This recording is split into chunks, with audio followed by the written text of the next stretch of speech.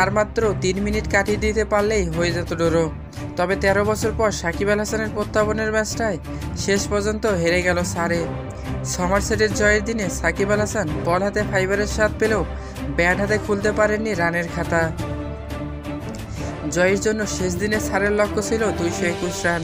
Batting বিপর্যয়ে match শেষ হওয়ার সময়ের 3 মিনিট আগে 109 রানে অল আউট হয়ে যায় দল।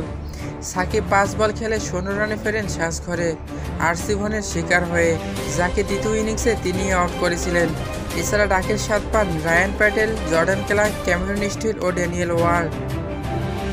তবে সাকিব বল হাতে ছিলেন উজ্জ্বল। দ্বিতীয় ইনিংসে একাই শিকার করেছেন 5 উইকেট।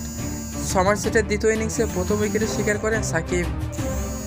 মাইকেল ভনের ছেলে আরসি ভনকে সাজঘরে ফেরান ব্যক্তিগত 3 রানে। এরপর একে একে সাজঘরে ফেরান টম আবেল, জেম রিউ, অধিনায়ক লুইস গ্রিসকে।